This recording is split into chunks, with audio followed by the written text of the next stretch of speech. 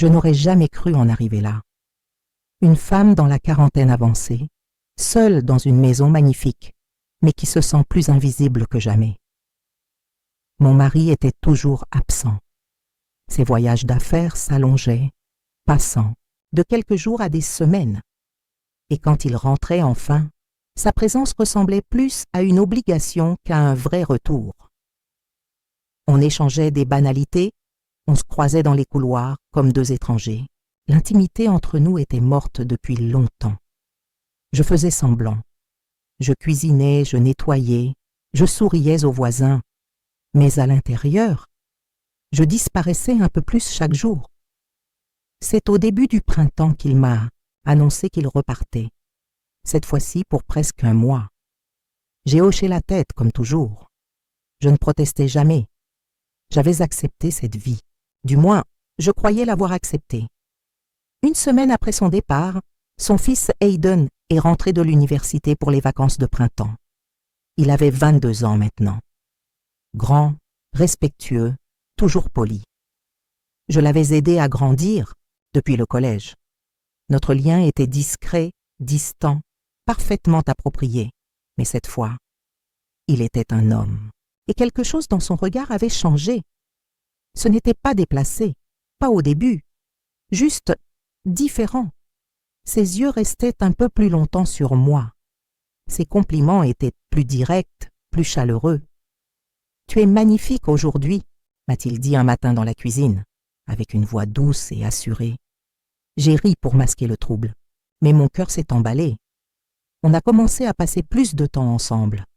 Il m'aidait avec les courses, proposait de cuisiner, restait à regarder des films avec moi le soir. J'essayais d'ignorer ce qui grandissait entre nous.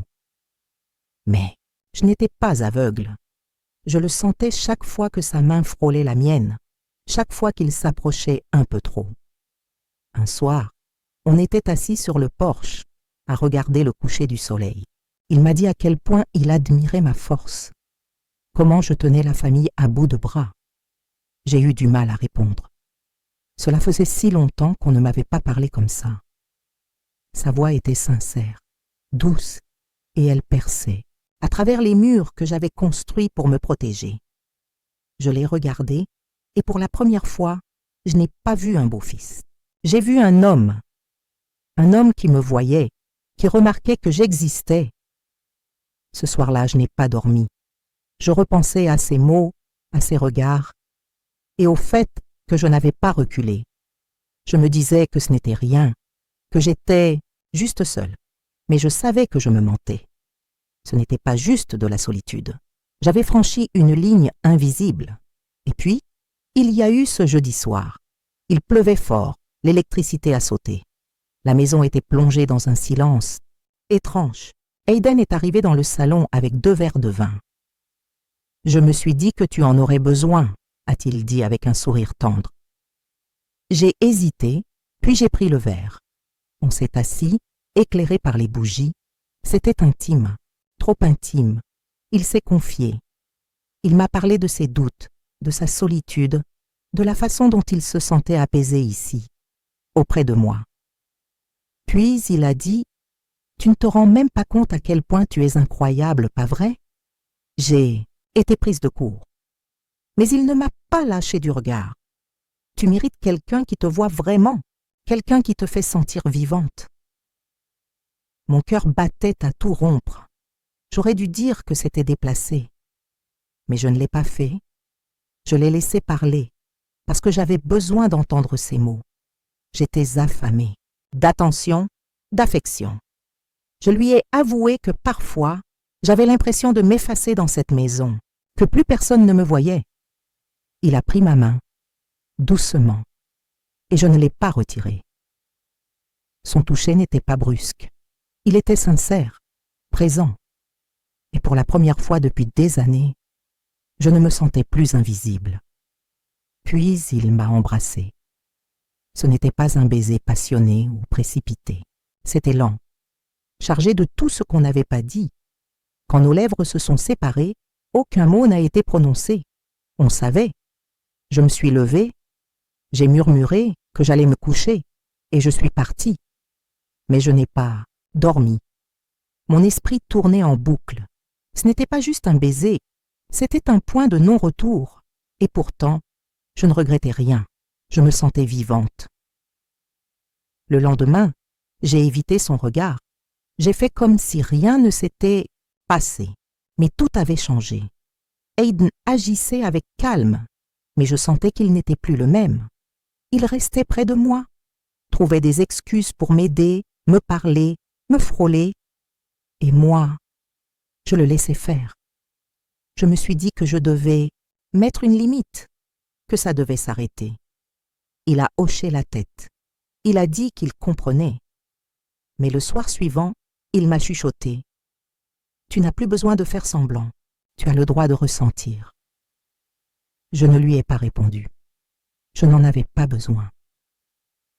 Ce qui s'est passé ensuite, je ne l'avais pas prévu. C'était comme si tout nous y menait. J'étais partagée entre la culpabilité et le désir, entre la loyauté et une soif de vivre que je ne pouvais plus ignorer.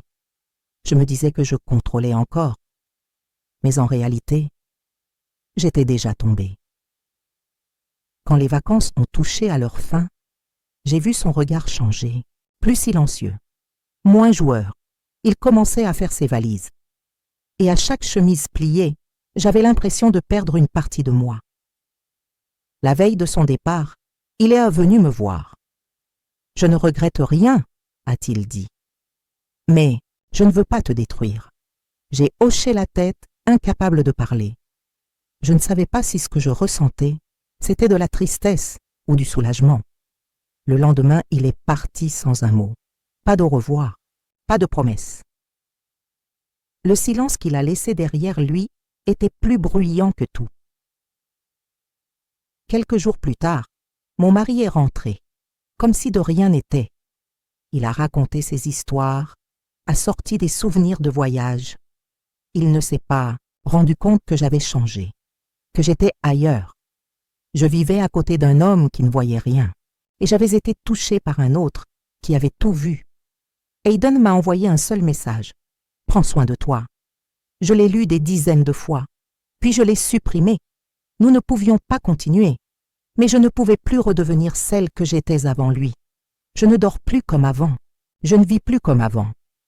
Et peut-être que c'est ça le vrai prix à payer, pas d'être prise sur le fait, mais de devoir vivre avec une vérité que personne ne soupçonne. J'ai compris que l'amour sans attention, ce n'est que de l'habitude, et que l'attention sans engagement, c'est juste de la tentation.